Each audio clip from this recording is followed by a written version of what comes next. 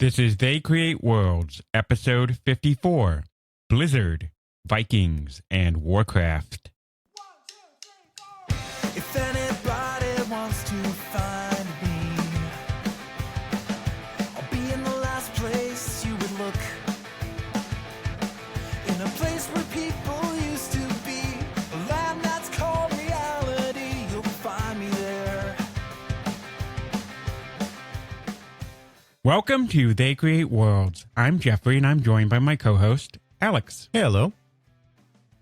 Well, Alex, we're here.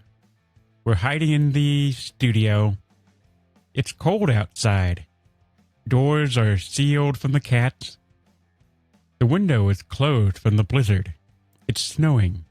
I don't think it was snowing today. Actually, it was a very nice day. It was nice. It wasn't really a fall day. It was more like a nice late spring day.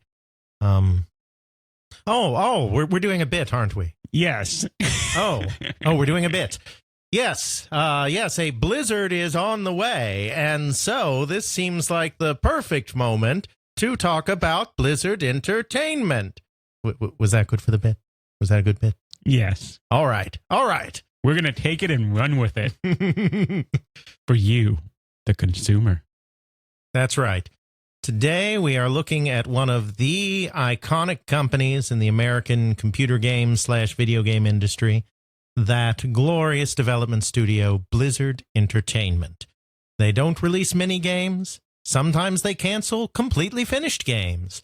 But they always somehow manage to redefine computer game entertainment as we know it. And to my knowledge, they have canceled 2 complete games. Yes. One of which is now available through methods that are illegal, so we cannot endorse them on this show. Aww. But I like games. That's okay. But that's all right. We get to talk about Blizzard Entertainment, which, at least as far as PC gaming goes, is pretty much the seminal work that has redefined so many aspects of particularly real-time strategy, definitely defined MMOs. And even today, they continue to, now that they've moved into the free-to-play realm, they are finding new ways with games like Hearthstone and Overwatch to continue to push the boundaries of how we think entertainment works. It's very interesting.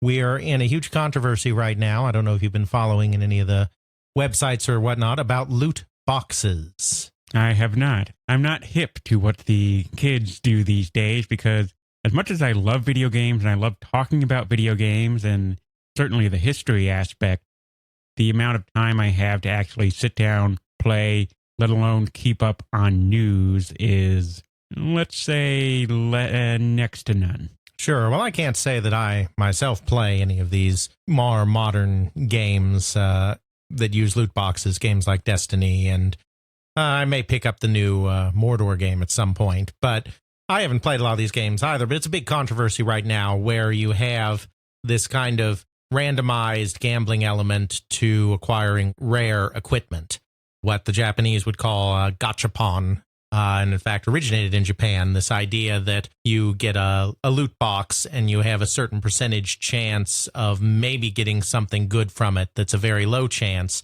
but the more boxes you open, the greater your chance gets. So it's not something like an MMO lottery system where you fight the boss and the boss drops a piece of equipment, then everyone rolls to see who gets the equipment. It's not that kind of gambling. It's the kind of thing where you don't even know if you're going to get something good, but the more often you try, the greater the chance that you'll get something. And of course, while you can get these boxes in the normal course of the game, you can also spend real money to acquire these boxes.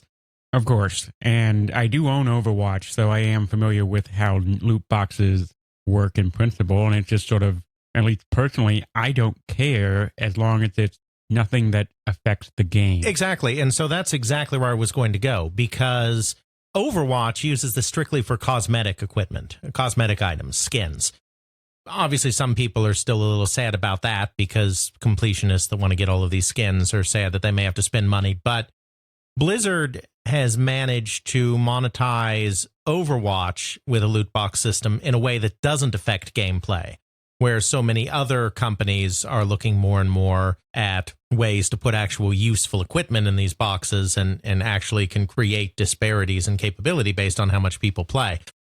Even in that area, Blizzard is, in a sense, bucking the trend, because even though they're still using loot boxes, they're not using loot boxes in a way that directly affects gameplay, just as you said. All right. So that's the history of modern Blizzard. How about proto-Blizzard in the before times and a long, long ago when there were crafts of wars? Well, this is even far before there were crafts of wars. Really? No, we have there to was go. Blizzards before Warcraft? Well, no, not really, but there were silicons and there were synapses. Oh, yes.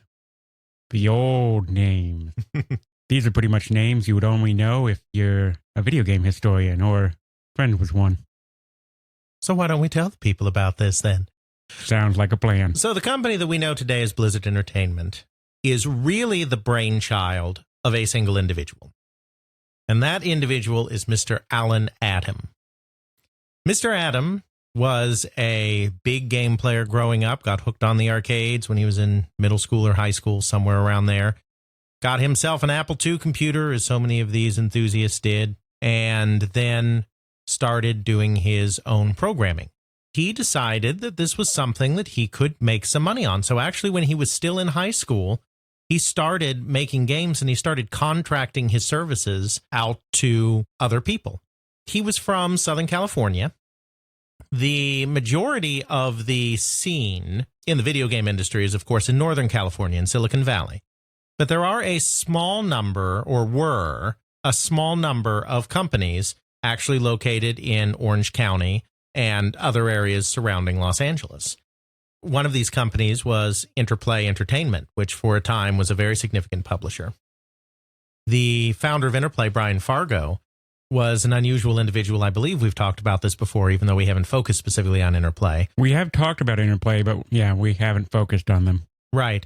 Brian Fargo was an interesting individual because he was both a jock and a nerd. The kind of thing that should not possibly exist. He was a star track and field runner. I mean, really a star, like maybe Olympic potential star. I mean, he didn't get there, but I mean, he was a real jock. And he was a real nerd. He loved Dungeons and Dragons. He loved computer games. He loved fantasy novels. He learned how to program. I mean, he lived in two worlds. And so he was able to interact in both worlds. He was able to interact in kind of the businessman's realm and in the nerd geek programmer realm very comfortably.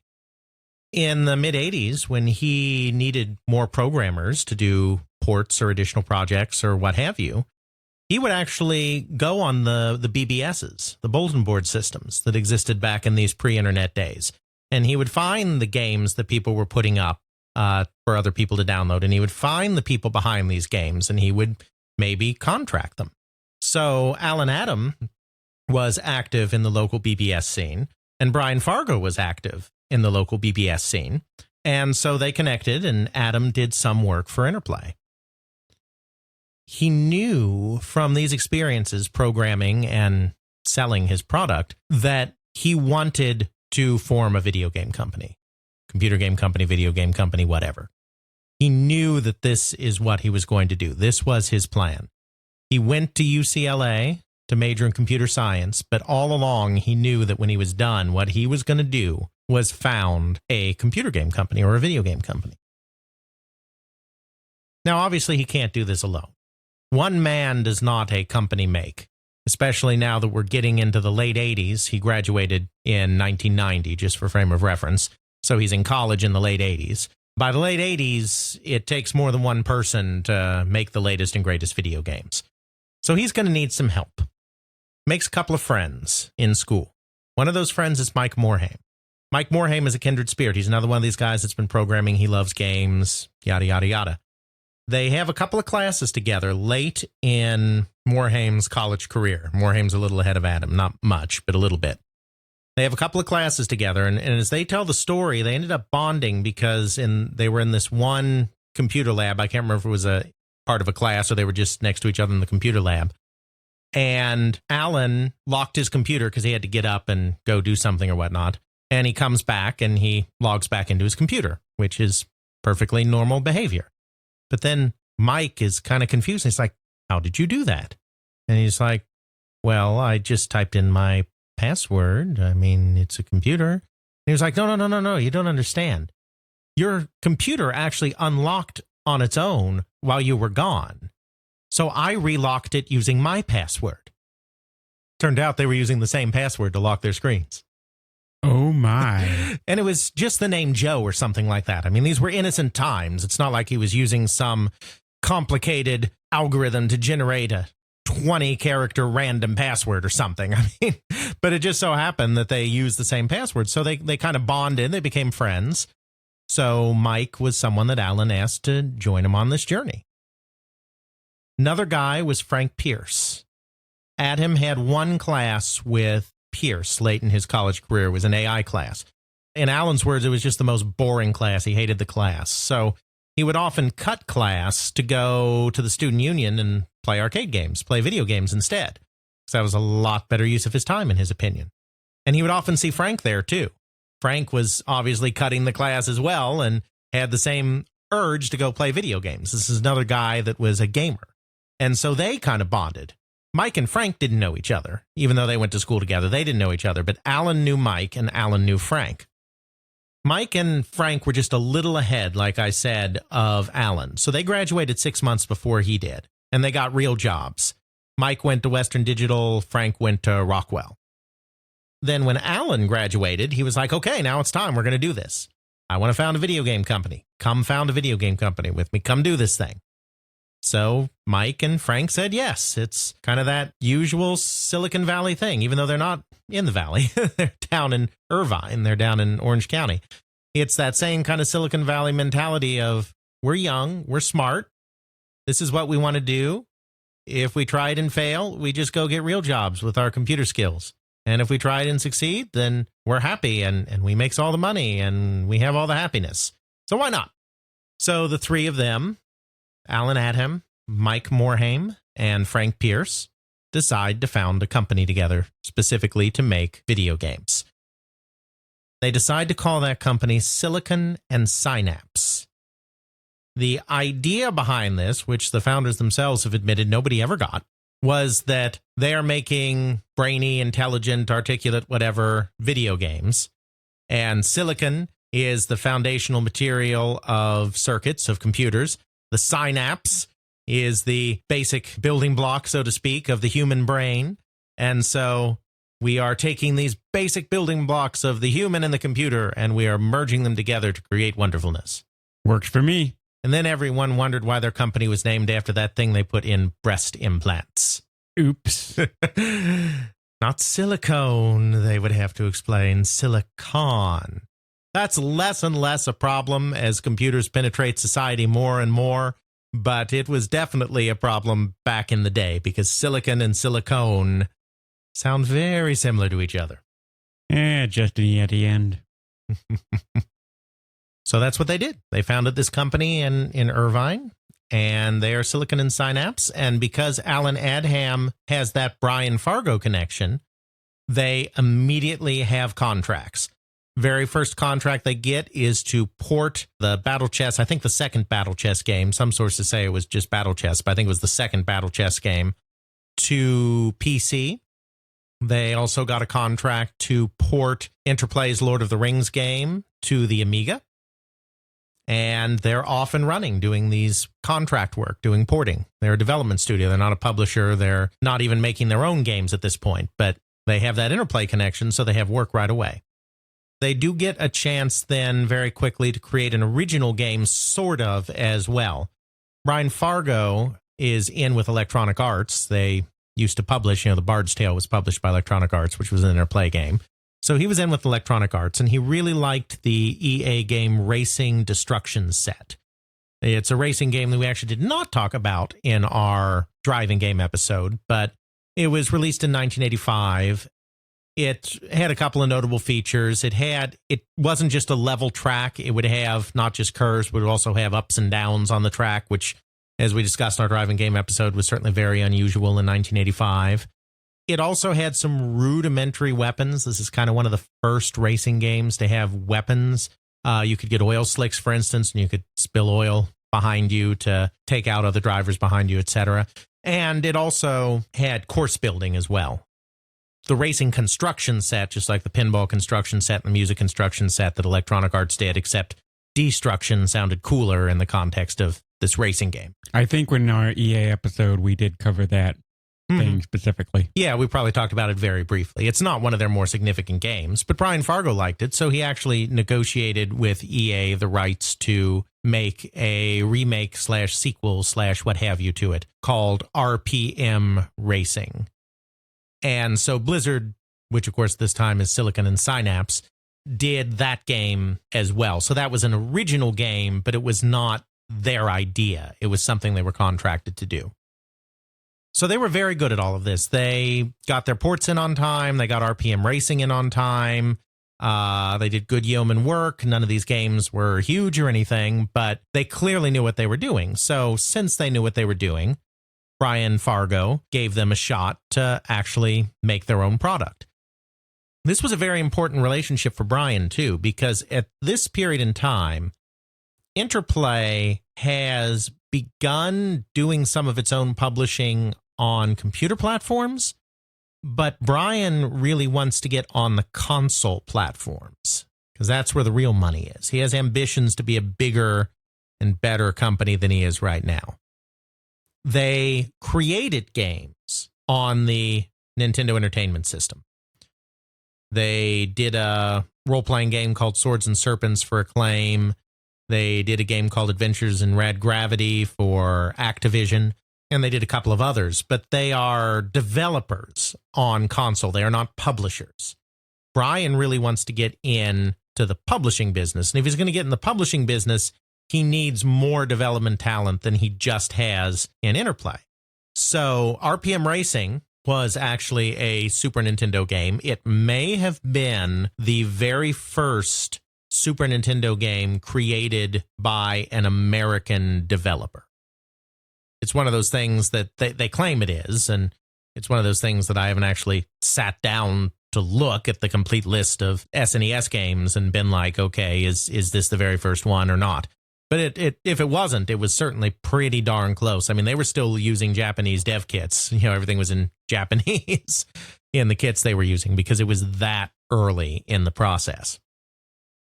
So Brian Fargo naturally wants them to do more of these Super Nintendo games because that's where his focus is. That's what he wants to be involved in. So the first thing they do is a sequel to RPM Racing called Rock and Roll Racing. And it's basically just taking RPM Racing up to 11. I mean, RPM Racing already had spectacular crashes and weapons and all of these things. So now they have futuristic rocket cars and even more outlandish weapons and even higher speeds and all of this stuff. It's just dialing the game up to 11. The other early game that they're working on is a takeoff on Lemmings. We've talked about Lemmings. We've talked about Lemmings fairly recently, have we? Maybe. I remember having to look up a video for Lemmings, the Lost Tribe. Yes, so we've talked about Lemmings, and of course you know Lemmings. I know you were a big fan of the Lemmings. I still am a big fan of the Lemmings. I mean, I adore the music from Lemmings Tribes, and I kind of get lost sometimes, and when I was looking up that video, I may or may not have just sat there for half an hour listening to the music. So that's why it takes you so long to edit these episodes. Yeah, amongst many other reasons, it takes me forever to edit these episodes. And if you want to see just how long it takes Jeffrey to edit these episodes, he sometimes streams that editing, don't you, Jeff? Occasionally. Occasionally I do. So tell the good people about Lemmings. Lemmings is fun. You have adorable lemmings that are really mice, but not really. They have green hair, and they need your help in order to guide them from point A to point B. Point A is the entryway. Point B is some sort of exit way. How you get there is whatever way you choose. However, there's all these obstacles like height and horrible lava and water. All sorts of ways to get these poor little lemmings to die. And then you have abilities that you can only tell the lemming to do so many times. So you have the few initial stragglers come out, and you do things like grab the blocker and say, okay, Lemming, you're going to block in order to stop them from going over this cliff.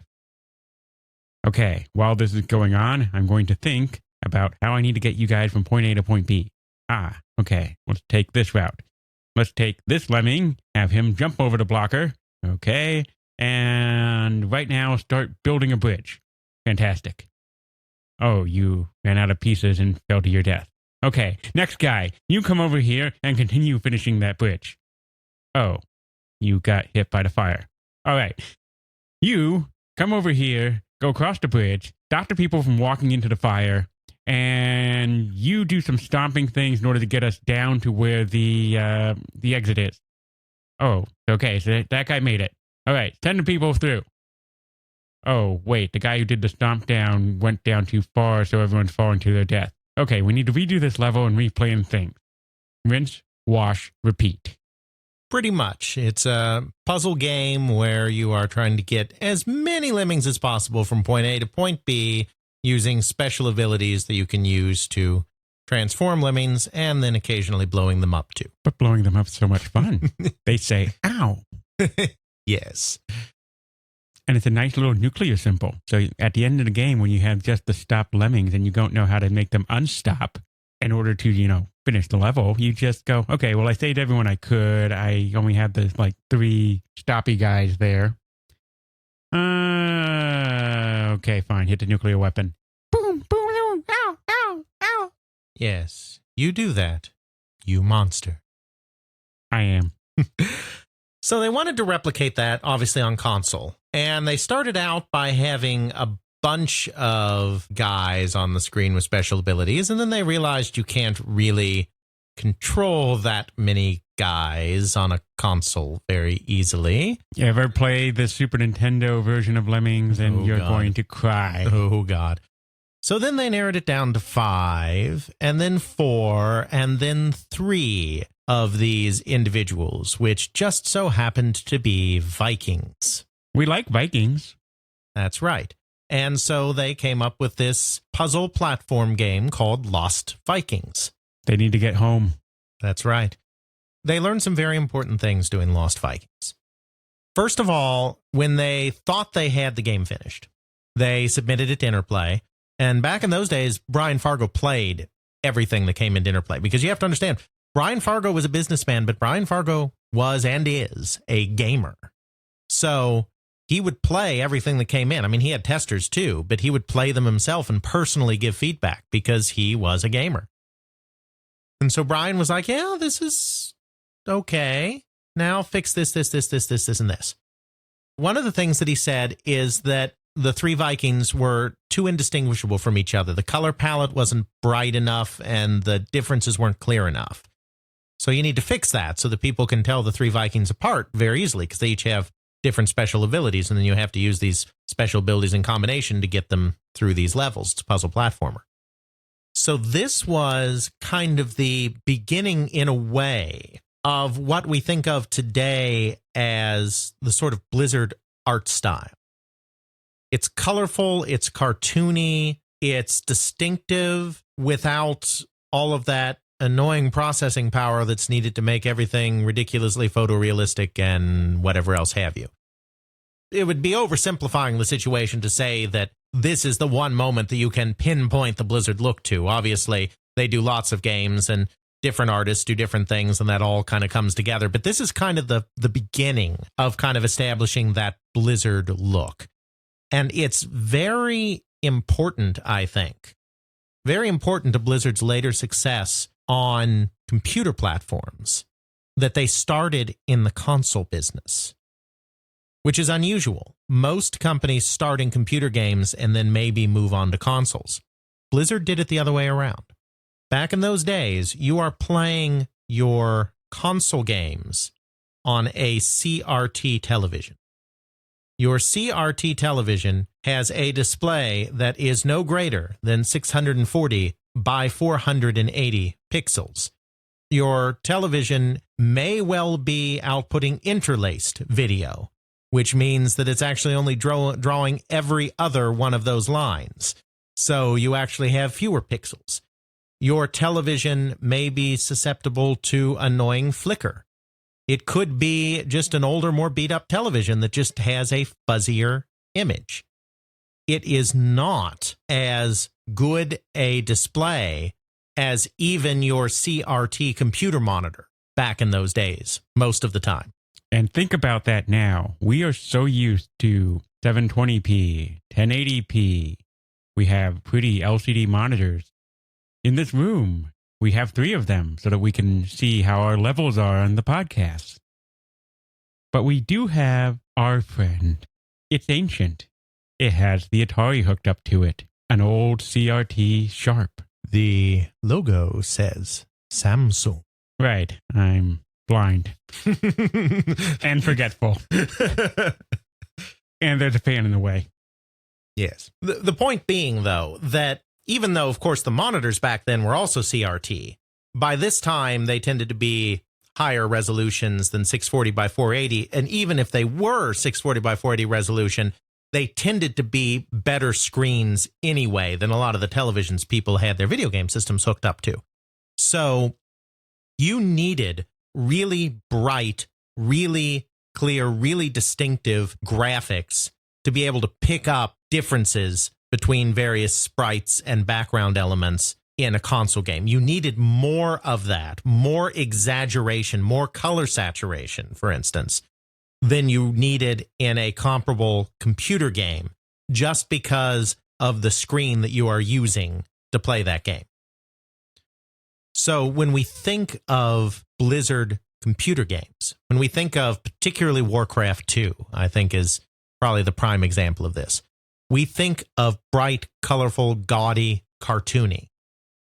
I really think that a lot of that comes from the fact that they had to do that for their console games, and then that translated into their computer Aesthetic. games. Mm-hmm. And it became kind of the Blizzard look. So that's one of the 2 important lessons from Lost Vikings. The other important lesson was, didn't really sell all that great. It's a console game, and everything big on console, and it's on the Super Nintendo and everything. Yeah, but it's not really the kind of game that you want on console. Now, it reviewed well, and it got some good notices in the magazines and whatnot. It was a well put together game. It was an interesting game. But it was a slow-paced puzzle platformer. It wasn't the type of game that console players were really going for. And again, you can't distill, it would be oversimplifying to say that this was the moment in Blizzard history that they had an epiphany, but it is one of the moments. This is one of the moments that led them to realize that you can have a great game with great mechanics and good graphics and all of that, but if it's not accessible to your audience, it's just not going to sell as well. That's not going to play further on down the line. No, never. And this was important to that. I mean, I'm not just saying that as an armchair historian either. Patrick Wyatt, who was the very first employee of the company, the very first person brought in after the 3 founders. He was a friend of Mike Morhaim's, so Mike Morhaim brought him in. He was another programmer. He said that that was one of the lessons of Lost Vikings, was the whole accessibility thing, that was very important. So they make one final Super Nintendo game for Interplay after that. Again, you have to remember that all of these guys are gamers themselves. They're big gamers, which makes them a little different. I mean, all of the development studios, as opposed to the publishers, I mean, development studios tend to be founded by people that enjoy games. That's just logical. But they usually have maybe a businessman that isn't a gamer. Or maybe as they expand their team and they need to bring in artists and sound people and whatnot, maybe they bring in people that are really good at drawing but don't necessarily play games themselves. So while it may seem intuitive to say that they're all gamers, because of course, why would they found a game development studio if they didn't like games? It's really a case that they were all gamers. Alan Adam, Mike Morhaim, and Frank Pierce, who were divvying up the running of the company between themselves, they were all gamers. So the business people, such as they weren't professional business people, but they were running the company. They were gamers. Patrick Wyatt, who they brought in, he was a gamer.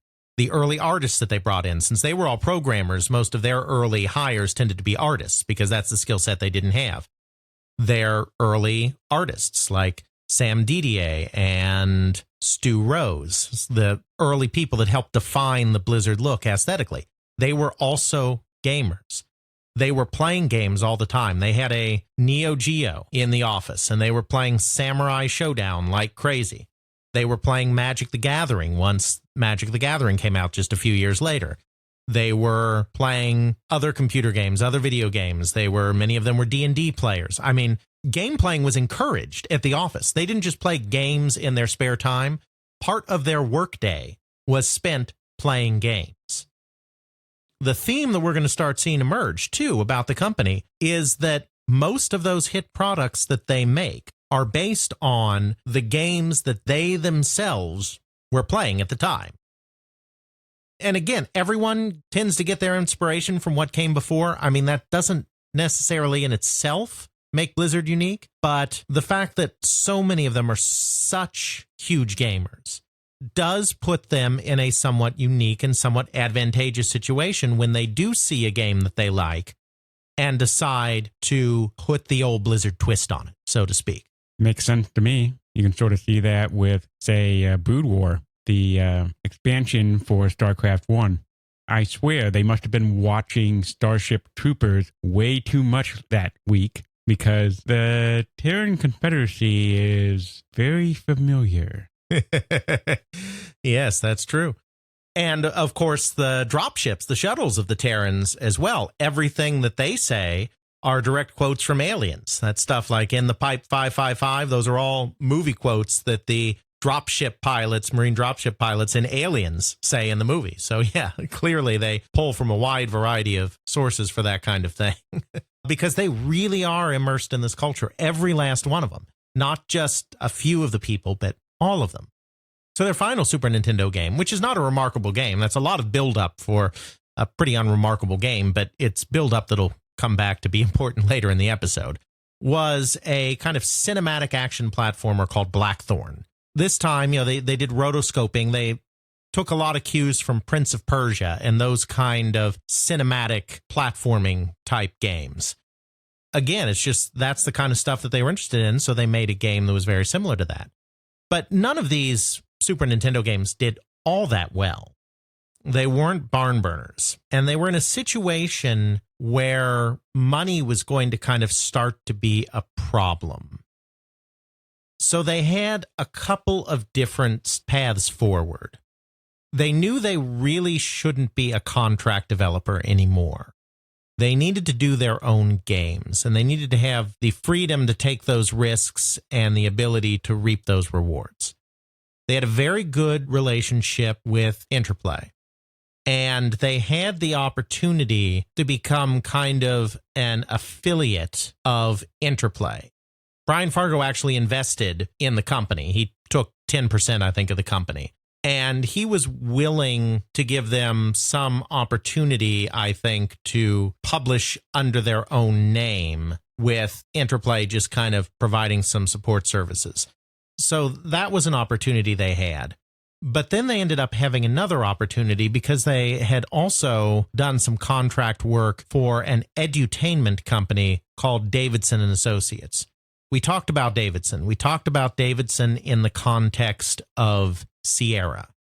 You may recall that we talked about Bob and Jan Davidson, who had founded. Jan was an educator, and she thought computer software was just horrible for educational purposes because it was so boring and whatnot. And so she collaborated with a programmer to make a game called Math Blaster, an edutainment game called Math Blaster. And it was huge. And off the back of that game, they started to build an edutainment empire with these educational products that have slight gameplay elements in it. They were at the point now where they were pretty much the leading edutainment company. They had kind of maxed themselves out in that field. So they were starting to look for ways to expand out of edutainment and into pure entertainment.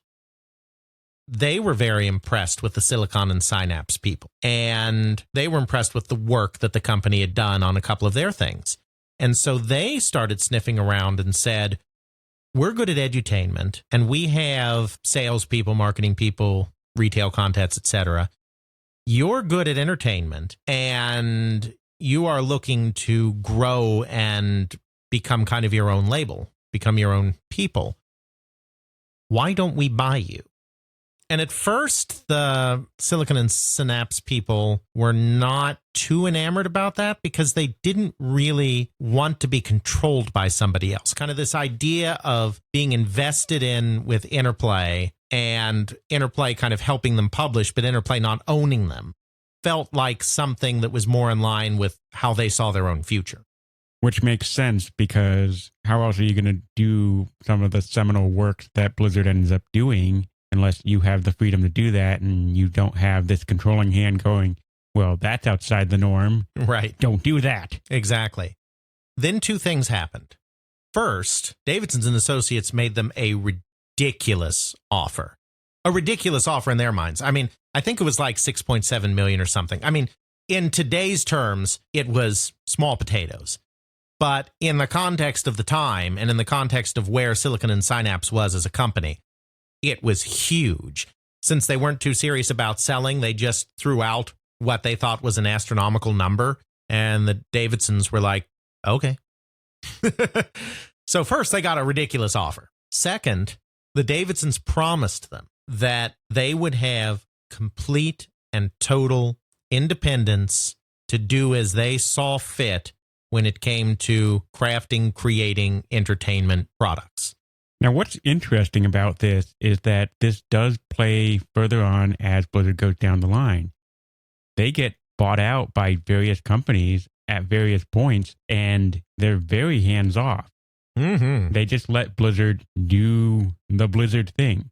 And this is something that I think is particularly unique to Blizzard. It really is. We have talked so many times about so many companies in the course of us covering various companies in the past 50 some odd episodes. There's an acquisition, some sort of pie in the sky promise of, oh yeah, you're going to have autonomy and able to do whatever. Of course And you will. You can trust us. We're American business people. Right. It falls on deaf ears. They get controlled for one reason or another. Id Software went into that. So many companies did.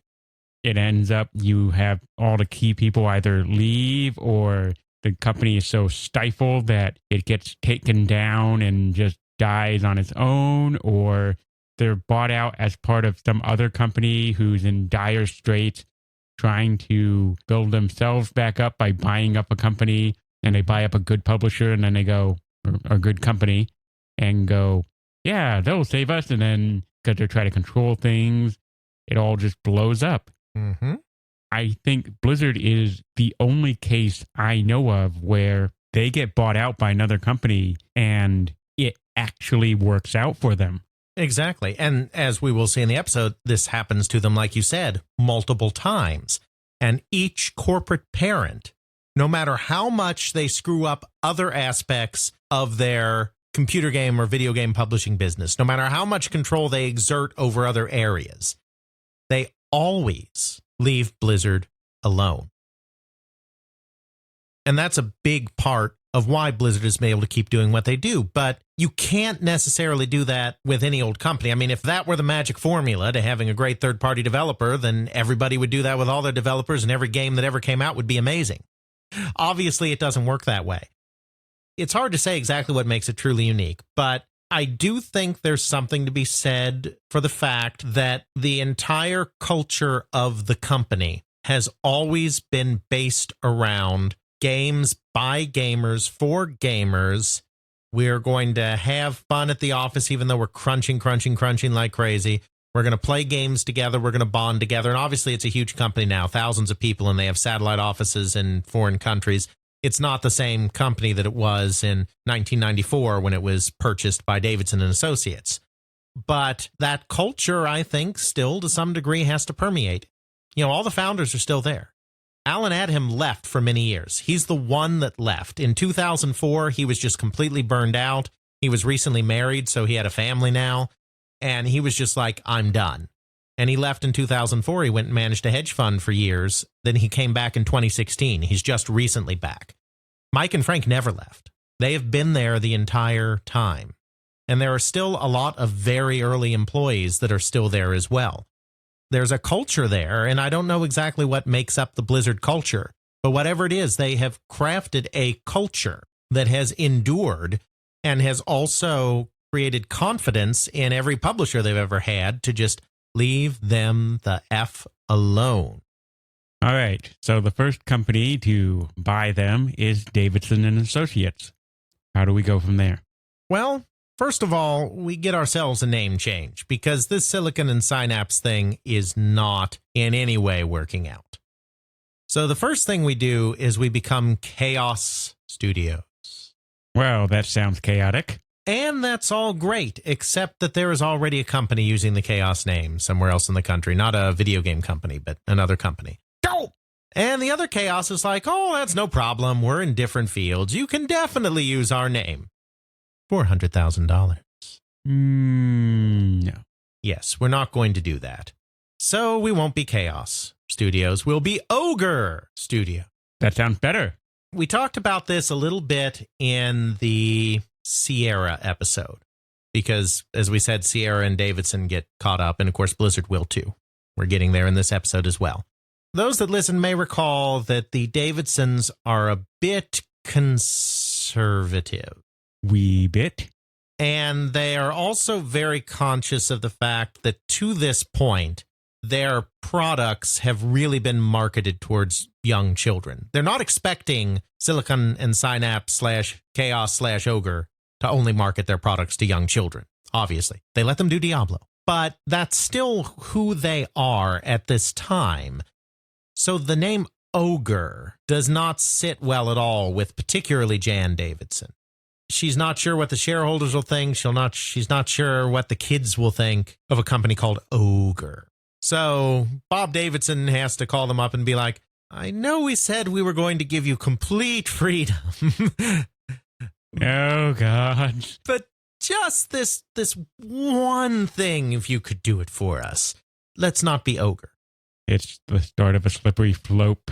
But it's really not. It actually is really not. So I want to say before we get further in the story, the Davidsons are really true to their word on this. They let them have complete creative freedom. But they did want to have an input in what the company was called. So they nixed the Ogre thing. It's one of the few times they actually put their foot down and were like, no. Okay, so we need something else. We liked Chaos.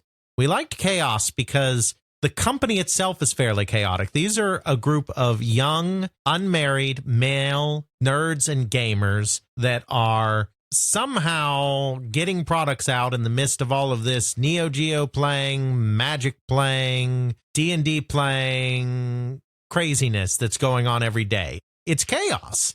I mean, it's organized chaos, but it's chaos. So they like this idea of a chaotic force, but a chaotic force that is bringing something into the world. So Alan goes to the dictionary and he's trying to pick out words that he feels get to the heart of that same idea of chaos. One of those words that he chooses out of there is Blizzard. No one really remembers what the other words were. I mean, it was not the only word. He pulled out several words for everyone to debate about, and Blizzard was one of them, and everyone was kind of on board with that. It's still kind of this chaotic force. But then when the blizzard is done rolling through, you've got this beautiful snowfall, this beautiful snow cover. As long as you don't have to like shovel your car and go out and drive in it, it's very nice and cool and pleasant looking in a way. I do like having a nice blizzard when I'm home. I can then open up the window, look out with my hot chocolate, pet the cat, and go, I'm glad I'm not going into work today. Yes. So it's kind of this idea of beauty from disorder, beauty from great carnage or whatever. And so that really appealed to them. And so that is why they finally, after the first two names didn't work out, third time's charm, they become Blizzard Entertainment, which of course they have been ever since. And at this point, they are getting ready to publish their first game under their own name. I mean, they are owned by Davidson, but Blizzard games will be published under the Blizzard name. There's no Davidson and Associates on that box. Well, there might be in the fine print. I don't know. But you bought a Blizzard game, you didn't know it was anything but a Blizzard game back in the 90s. So there are a few things that they've been kicking around. There are a few things going on. Alan, I think it's Alan. It could be one of the other co-founders, but I think it's Alan. Kind of had this idea that maybe they could do a series of strategy games based on different periods in human history. And so he had this idea that you would unify these games as part of a series. And so the series would be Warcraft. So you would have Warcraft, Roman Empire, Warcraft, American Civil War. I mean, you might have more imaginative titles than that, but basically Warcraft would be the series title. And then you would have the Roman game, you would have the Civil War game, you would have the World War II game, the whatever. space game. All under, well, real things, not space, because this is real historical games. But Warcraft would be the idea that tied them all together. Well, this is a company of D&D and Tolkien and fantasy fanatics, and really none of them were too keen on that. At the same time, though, there was this little game that had just come out called Dune 2. Oh, we never played Dune 2 fanatically, and then having to get past certain mentats and their bloody copy protection. Yes, we talked about that, of course, in our personal history episode. Dune 2 was the first real-time strategy game. There are games that you can look back at today and say, well, this had these elements of real-time strategy and this had these elements of real-time strategy. It was certainly not the first strategy game that took place in real time, but it was the first of what you could really define as what today we call a real-time strategy game. And in fact, Westwood, or their parent company Virgin, not coincidentally another Orange County company, were the ones that coined the term real-time strategy in the marketing materials for Dune 2. So this is the first real-time strategy game, and everybody is in love with it. So Patrick Wyatt takes it upon himself, literally takes it upon himself. At the beginning, this is a one-man team, and that one man is Patrick Wyatt. This is that first employee we talked about, friend of Mike Morhaim's. Takes it upon himself to start creating a version of that at Blizzard because he's free. Other people are finishing up, working on other projects or whatever. He's free to do this game, and he starts programming their own version of it. The one thing that they keep from Alan's idea of this strategy series, obviously, is the name Warcraft. And at this point, I mean, I don't know this, but at this point, they might have still been thinking of it in those series terms, because obviously that's a very generic name. Warcraft, Orcs and Humans. It doesn't get much more generic. So it wouldn't surprise me if at this point they were still holding out on this idea that maybe Warcraft would be a series of games in different kind of settings, and then they'd have the other part of the title that would kind of highlight what setting that is. They weren't necessarily looking at this point to turn Warcraft into a franchise, or what we now know as Warcraft into a franchise. But that's kind of why it has this generic name, this Warcraft, Orcs and Humans, because Warcraft was originally going to mean something very different in the context of Blizzard's software catalog. Patrick Wyatt starts on this, and then, he ropes a couple of artists in, and then more people get roped in. I mean, it's a real company project. It's just that it starts with just him. There are a couple of things that kind of become their goals right away. First, they decide they really want kind of an outrageous and cartoony art style. They start by making the Orcs and the Humans look a little more realistic, a little more realistically proportioned, with more realistic looking arms and armor or whatever else. But quickly that falls by the wayside. One of the early artists, whose name I mentioned earlier, Sam Didier, he really liked drawing these kind of over-the-top, heroic fantasy kind of figures. Really big shoulders. Yes. And so his art style kind of became the art style of this game. And they went for a more cartoony look, a less proportional look with spikes and horns and shoulders and all sorts of crazy stuff coming out of everywhere. They wanted something that was just colorful and bright and cartoony, what we associate with that Blizzard look. The other thing is that they absolutely, positively, beyond a shadow of a doubt, wanted this to be multiplayer. Oh, yes. Multiplayer. because Dune 2 was not multiplayer. Dune 2 was a single-player game. Network play was still somewhat in its infancy in this time period. Dune 2 came out in 1992. Warcraft comes out in 1994. Very much still the kind of the early days of networking. And even for a while afterwards, even with Warcraft II, it's a entertaining prospect. Yes. So they're using IPX protocol, and they're going to do networking where two people can play against each other. This is also the period of time when 3D graphics are coming in a little bit. And so while the game's not 3D, they're using sprites, they decide that they want to start experimenting with 3D some as well. For this reason, they decide to start a cinematics department. At the beginning, it's a cinematics department of one. They have one artist in the company that has 3D experience, so he is the cinematics department. But they know that this 3D thing is coming, and so they want to be a part of that because they think that's cool, so they start a cinematics department very consciously for this game. And the cinematics in the first Warcraft are very simple, very crude, very rudimentary. Mostly it's just map sections rising up and zooming in as you go to the various missions in the game. But obviously, this is the beginning of something very important at Blizzard. I think it's fair to say that Blizzard over the years has become very well known for the cinematic sequences in its games. Oh, definitely. As you play through all their games, even Warcraft 1, for the time, it was mind-blowing the cinematics that you had. Compare that to even Dune 2 and the cinematics there. Dune 1 is the only one, and that's only because they did actual video for that, that could actually challenge it. Everything else did not look that good. Then you look at Warcraft 2, Tides of Darkness. You have these orcs coming in on the fleet. It's really nice. They use it really well for a gameplay aspect, too, to really help drive and tell the story they want to tell. And then you had the phenomenal look of Warcraft 3 with blizzarding seams everywhere, cold and ice and snow. And that Arthas scene, in Lordaeron when he comes back and murders his father. I mean, that's spoilers. That's pretty powerful stuff, I mean, oh, yeah. It really good. It really drives the point home of what happened. You have the corruption of Arthas from that sword, Frostmourne.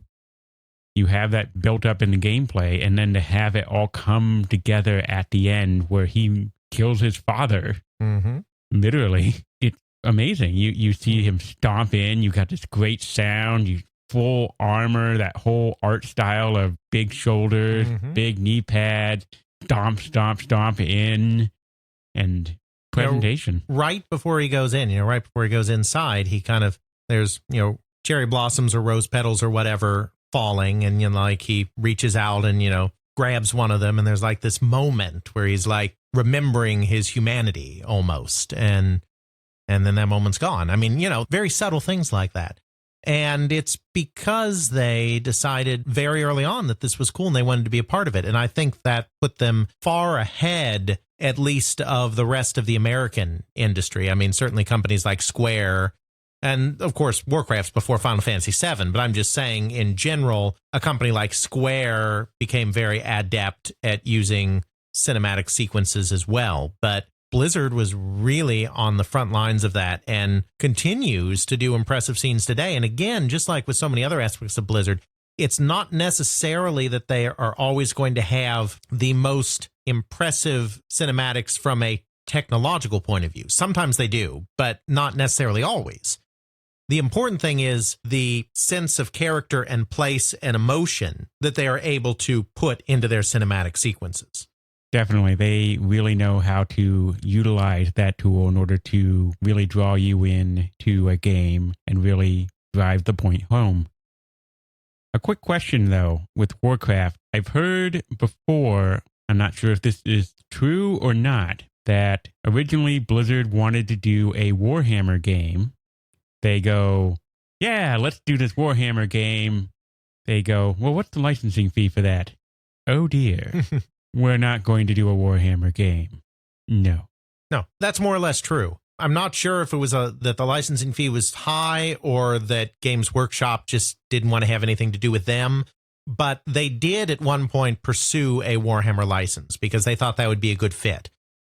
I think they came up with the idea of the game that they wanted to do and the type of game they wanted to do first, thought it would be a good fit, explored getting a Warhammer license and could not get it. But absolutely, Warhammer is a huge influence. It's funny, I forget which staff member it was, but I think it was one of the artists, a couple years later or whatever, said to him, it's like, I saw this thing called Warhammer, and it really seemed like it was very similar to your game. Maybe you should look at taking some legal action because I think they're infringing on your property. About an artist was just like, yes, them infringing on us. About that. If anyone has a legal case here, it's Games Workshop versus Blizzard. Yeah, absolutely. But so there is some truth there. There is absolutely some truth there, though the concept, I think, was in place before they thought about getting a Warhammer license. And of course, as I explained earlier, the Warcraft name came from a completely different place. So Warcraft wasn't meant to be something that sounds... Warhammer. Yeah. It's because they weren't, when they were coming up with the Warcraft name, they weren't even thinking fantasy. They were thinking Roman Empire. Okay, so it makes sense in that point. So we got Blizzard making Warcraft. They're working on making the game. Hey, this is a really great Orcs versus Humans thing going on.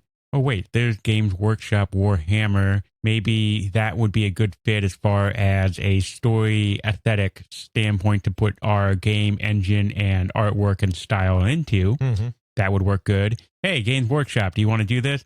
No. Yeah.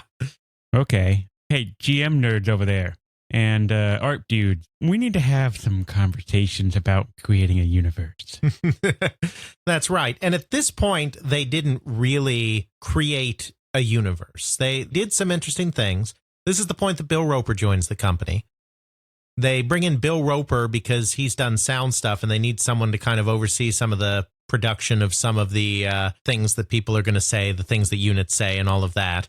And so he provides a lot of that kind of quirky Warcraft Blizzard sense of humor to the audio production of the game and writes some of the stuff. I think he writes, I could be wrong, but I think he writes some of the intro stuff like, in the age of chaos, 2 factions vie, whatever it is. So he provides some of that, Bill Roper does, but they're not really thinking in terms of a universe yet. I mean, obviously they've got a look, they've got an aesthetic, and they've got an audio aesthetic too through Bill Roper, but they're not looking really at a world. That comes really with Warcraft 2, and it comes almost entirely from a singular place, and that place is a man named Chris Metzen. Chris Metzen was an artist. He knew how to draw, but he was not a professional artist. He was actually in a band. I think he was the singer, but whether he was the singer or an instrumentalist, he was in a band and he was doing gigs around. And a friend of his either worked at Blizzard or knew about Blizzard and said, hey, there's this company that really needs artists and you should really check them out. They may have been Chaos at that time. There was a brief period of time where they were called Chaos. I mean, Ogre, they were never called Ogre because that name was just shot down, but there was a very brief period that they were called Chaos. They were definitely not Blizzard yet. They may have been Chaos. If they weren't Chaos, they were Silicon and Synapse. He didn't know who they were. He had no idea that there was a games company that his friend was even pushing on him. He thought it was probably some production company of some kind or another, but he still thought, okay, that's cool. I mean, there's actually someone that will pay me to draw. It was honestly something that had never entered his mind before. So he goes and he does the interview. And when he goes there, he realizes what this place is. Not just that it's a game company, but that it is full top to bottom of game lovers, game people, fantasy lovers, fantasy people. And he basically tells them, dude, I will sweep the floors. I will do any job just to be a part of what this is. And I mean, they hire him as an artist. They don't make him sweep the floors. But the point is, he is so pumped and so psyched at this point. So he joins as an artist. I think he arrives in 94. It's around there somewhere. When it comes time to do Warcraft 2, because they're clearly going to do Warcraft 2, the first game was very successful. He starts just kind of on his own kind of developing, well, what would have happened between Warcraft and Warcraft II, this game that they've already decided that they just want to make bigger and better, more races, more continents, etc. What would happen? So he kind of starts just on his own, just for himself, like fleshing out kind of the story of what happened. This is the beginning, the real beginning of creating lore in Blizzard games. I think it's fair to say that lore is another thing that Blizzard is very well known for. Now, it's not always consistent. They love retconning themselves. They love doing a complete 180 on the story because they think of a real cool idea and they want to see that, whether it makes sense with the current direction the story is going or not. It's not like they are meticulous planners where they have mapped out every corner of their world in the way that, say, a J.R.R. Tolkien did. But they certainly always respect having lore in their properties. Lore is a big part of the immersion in any Blizzard universe, even something like Overwatch that is a multiplayer team-based game and really doesn't have all of that much plot, has so much lore and background around all of the characters, all of the heroes in the game, because that's just another defining aspect of Blizzard. And it really comes back to Chris Metzen. Not that other people in the company weren't excited about doing this too, but Chris Metzen is the one that sat down and said, this game gonna have some lore, man. We want to build up a story behind these characters. Mm-hmm. And you certainly see that with everything that follows, especially with their latest thing with Overwatch, where you have tie-in comics, Mm-hmm. tie-in stories, tie-in this, tie-in that.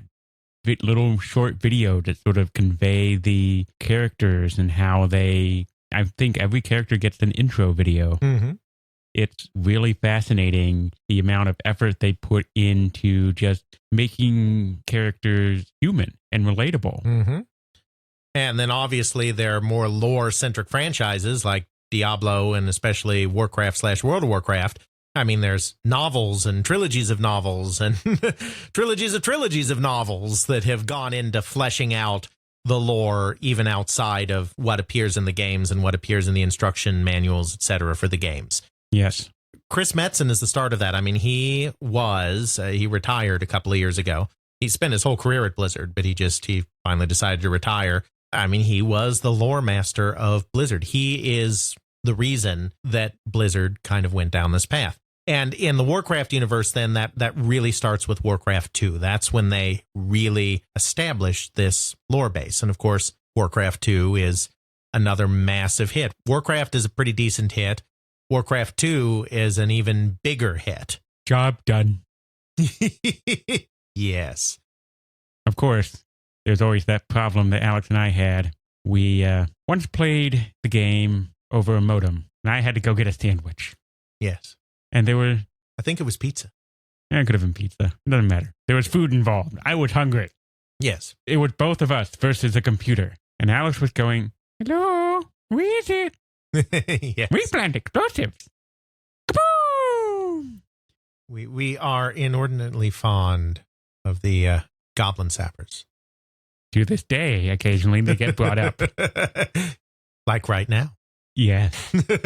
He had to flee from his base to mine, and I wasn't there to open the door, so to speak. So I may have lost a few people who were guarding the door. Yes. Good times, good times. Now, Warcraft and Warcraft II, that was the original product. But at this point in their history, they are still doing contract work as well. They're kind of doing contract work again in kind of the Southern California, Orange County community. Another company that is based in Orange County is Sunsoft America, the American arm of the Japanese Sunsoft company. They have a DC license. They released the Batman game based on the movie on the NES a few years prior to this. And they've still got DC licenses. So they are doing a couple of things. They're doing a fighting game, straight up Street Fighter type clone based around the Justice League Task Force, I think it's called. They're also doing a beat 'em up based on the whole Death of Superman comic arc that had just happened. So these are console games, and these are games that Blizzard is doing as well. They discover when they go to I guess, a CES, they discover that while they are working on the Super Nintendo Justice League Task Force game, there is actually also a Sega Genesis version, and they are not the ones doing it. The Sega Genesis version, Sunsoft has farmed out to a different company called Condor. Condor is the brainchild of three individuals, David Brevik and the brothers Max and Eric Schaefer. All three of these guys met at a very small clip art company. They had gone to college. I think one of them had dropped out. I'm not going to go into their background really, but they were kind of aimless, and they kind of all ended up kind of at this clip art company. Like David Brevik, I think, when he saw the Macintosh, it was kind of a revelation. It's like desktop publishing. That's a thing that can happen. And all three ended up at this company just making clip art. David Brevik's father ended up being from the same small town in Poland as Jack Tramiel, who at this point is running Atari. So they end up getting a development contract with Atari, kind of partially through this personal connection, to do a game, I think on the Atari Lynx, the handheld. So the Schaefers and Brevik are working on this thing while they're at this clip art company. At that point, David leaves, and he becomes the first employee of a new developer called Iguana, which we talked about a little bit in our Acclaim episode, because they end up getting bought by Acclaim later. They do several high-profile ports for Acclaim, including NBA Jam. He does, I believe, high-impact football at Iguana, which is an arcade port that Acclaim was putting out and they had Iguana do. And so he's making contacts in the industry at Iguana, and he's getting console experience and all of that there. The Schaefers hold on at the clip art company until the clip art company, that was never in particularly good shape, went out of business. They ran into the common problem that anyone that deals with Jack Tramiel tended to run into, where Jack Tramiel did everything he could not to pay milestones and squeeze you a little bit, and then you ended up in financial trouble, though they were already in financial trouble. As the founder of the company said in an interview for the book Stay a While and Listen, we were probably doomed either way. But obviously that doesn't help. So they went out of business. The Schaefers get a deal with a very, very small Super Nintendo publisher to port the game that they created for Atari to the Super Nintendo. So they're kind of working on that. David Brevik is working at Iguana. But then the founder of Iguana, Jeff Spangenberg, marries a Texas woman. So he moves the company to Texas as a result of that. David doesn't want to go to Texas. He's trying to find a way that he can stay they're up north. They're in Silicon Valley. He wants to find a way that he can stay up in San Mateo, Redwood Shores, that part of Silicon Valley where he's located. So he calls up the Breviks and says, hey, my company's moving. I don't want to move with them. We've talked about going into business before. Now's the time to go into business together. And they were like, well, no, we're doing this, we're doing that. It's just not a good time for us, yada, yada, yada. Brevik's like, okay, well, if things change, let me know. And then their deal on the Super Nintendo game falls through because the publisher they were working with goes away. And so they're like, okay, we're free now too. Let's do this company together. So they create Condor. Brevik has contacts with Acclaim and Sunsoft and all these places that Iguana's worked with. So because he has contacts with Sunsoft gives them that other Justice League port. So it's an unusual situation because they have both been tasked with creating a Street Fighter clone fighting game using DC characters. But they haven't been told that the other one is also doing something. So there's no coordination. They actually commissioned two different games on two different consoles from two different companies and don't care if the two games are very different from each other. Obviously, they're not going to be hugely different because they're both fighting games. But, it's just kind of an interesting situation. You wonder kind of why they did that. That's unusual. Certainly is.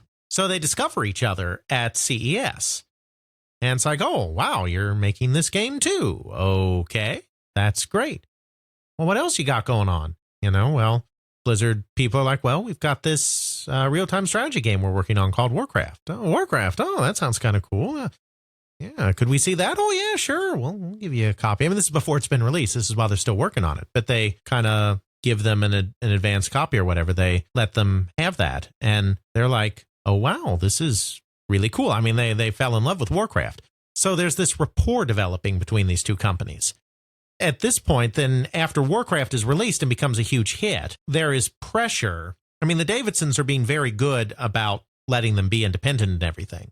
But certainly when you've had a success, there is pressure to have bigger and better successes, especially since the Davidsons are ambitious. And the reason they got Blizzard in the first place is that they wanted to continue to expand into new fields. So they really need more games. So they're like, Condor, what do you guys got going on? It's like, well, we've got this thing we're working on. It's turn-based isometric game. It's kind of based on Rogue a little bit, and it's kind of based on XCOM a little bit, and it's called Diablo. I'm like, oh, that sounds kind of cool. Maybe we could publish Diablo. And they're like, okay, yeah, that'll work. You need a publisher. And so Blizzard is going to take on this game that they're working on. As I indicated a second ago, Diablo, this game that David Brevik and company are doing, is really spawning from two sources. One is Rogue and the roguelikes. David Brevik is particularly fond of a roguelike called Angband, which is named after location in Tolkien, and is the one that he's particularly enamored with. He loves the idea of the roguelike, of the randomness, of the encountering various different types of monsters and figuring out how to defeat them, of the improving your character by finding better and better weapons and armor, all of this stuff that kind of goes into a roguelike. Then at the same time, they've also started playing XCOM, and I'm sure you're familiar with XCOM. Oh, yes, definitely. More so the newer incarnation, but originally a British game. And the old version was more nightmarish hard of joy. Yes. But never played it back when I was a kid. Right, neither did I. That's when we kind of missed. But I was aware of it. I saw it in stores, but I never ended up buying it. But why didn't you tell me? I don't know. So the heart of this game, there was a big strategic mode as well in terms of doing research and allocating resources and whatnot. But the real kind of heart of the game was this tactical combat mode that was turn-based and took place in kind of isometric spaces where you had all of your soldiers with their various equipment and abilities and whatnot, and the alien invaders with their various abilities, and you took turns moving in this isometric space and attacking and all of that. That was kind of the heart of this XCOM game. And that really resonated with David Brevik and the people at Condor. What they came up with was an isometric turn-based game where you have this hero and you are taking turns with the monsters, moving around, attacking, and then like a roguelike, you're getting better equipment, leveling up, all of that. It's the combination of a roguelike and XCOM, for lack of a better term. It was called Diablo, basically because David Brevik grew up near, well, once they moved to California, he kind of moved all around when he was a younger child, but when they moved to California, they lived near a Mount Diablo, and he thought that was kind of cool, and that's where the name comes from. So they have this game called Diablo, and they need a publisher for it. Blizzard is riding high off of Warcraft and needs bigger and better successes, so they're looking for a game to publish. And it's kind of a match made in heaven. So they make this agreement. So the brilliant isometric turn-based game Diablo comes out a couple of years later, right? That's the Diablo you remember playing, isn't it? Well, I did play it on a 486, so yes. A fair point. For kids who don't know, Diablo is not supposed to be played on a 486. No. It's supposed to be played on the very least a Pentium class Pentium 1 processor. Young Jeffrey did not have a Pentium 1 processor. Young Jeffrey had a 486 machine. He saw Diablo, and at the time, he didn't know about this thing called minimum system specs. But the game was nice in it, and this is a credit to Blizzard and what eventually becomes Blizzard North. Apparently, it didn't care or check. So it installed, it ran, but I could go to the bathroom while my character was clicked to go in the general direction of where the sanctuary was. Step, step, step, step. Yes. Well, for most of the civilized world, Diablo, of course, was not a turn-based, strictly single-player, isometric roguelike. And the story of how we get from point A to point B will be the place where we take up this story of Blizzard Entertainment next time on They Create Worlds. In a two-parter for Blizzard. Bye, everyone.